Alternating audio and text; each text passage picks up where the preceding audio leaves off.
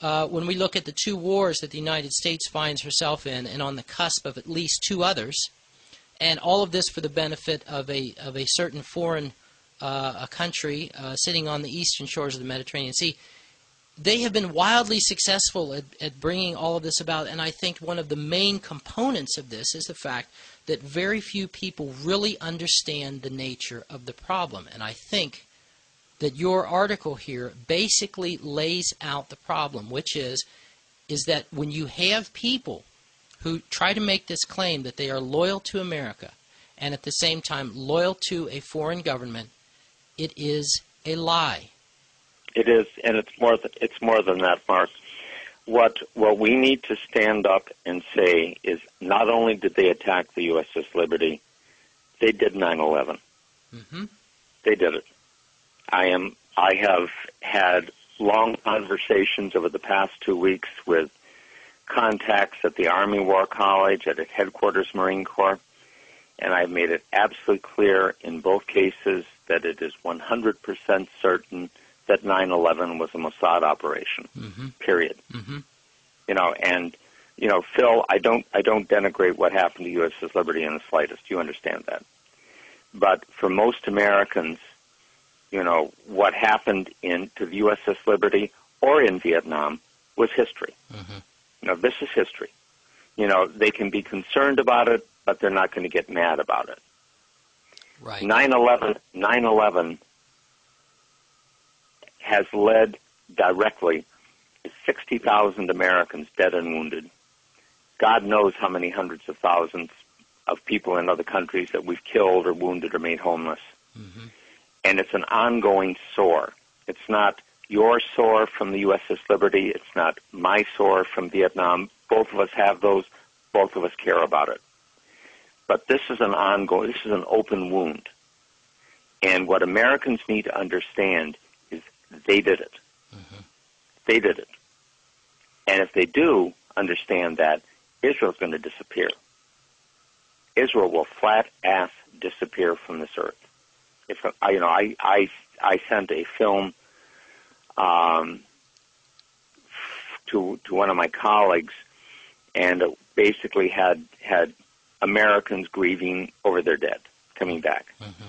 And I showed one of them. It was a woman just wrenched by grief, over her dead soldier.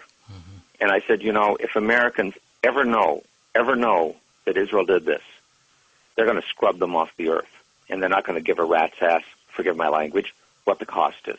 They are not going to care. They will do it. Alan, they should. Alan, your article and your heart and your testimony and what you believe in is heart-wrenching to me. It is like our founding fathers in their shadows talking and saying, we have to fix this. We have to make our own way, and we have to do it now or we will go down. Exactly. And absolutely, Phil. I agree fully. Your article needs to be shipped off to the Library of Congress immediately. Well, I can tell you it's being read by some people in Headquarters Marine Corps and at the Army War College. I sent it off to them this past week, and I've had some long discussions with people up there, and there are some really, really unhappy people. What are they saying? If you can talk about that, Dr. Sabrosky, I'm curious. Astonishment. Okay. The first thing, Mark, is astonishment. They didn't know. They truly didn't know, and these are not unintelligent people. They really didn't know. And the next statement is rage.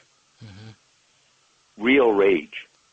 And the Zionists are playing this as truly an all or nothing exercise. Mm-hmm. Because if they lose this one, that's it.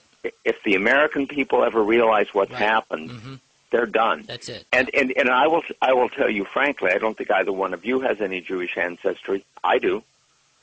I have one grandparent who's Jewish. As Phil Weiss from Mondo Weiss and I were talking about it, he's a Jewish guy who puts a lot of critical stuff out there on Israel. Mm-hmm. And I said, for the Orthodox rabbinate, I'm not a Jew. Mm-hmm. For the Nazis, I've been there. Right. And if this explodes, I'm going to go down with the rest of them. Right. And I know this. I flat out know this. Mm-hmm. But if that was the price for making America whole again, mm-hmm. when I took my oath 51 years ago to the United States Marine Corps, no one promised us life. No one did. Mm-hmm. They promised us duty and loyalty and service and maybe death. Mm-hmm. And that's how they talked to us in 1959. I don't think they talk to them that way anymore. But in 1959 they did. And if my death were a requirement mm-hmm. for the saving of America, well, hell, I could have died in Vietnam. Right. It's my service, my country, my Corps. And Phil, it's like you in the Navy. We signed on to this, and we love our service, and none of us wishes to die. I mean, certainly I don't. I don't think either one of you guys do. But if that's the price, then that's the price I pay. I mean that. Alan, when you're talking about Marines, I have the utmost respect, and I know your duty to country, and when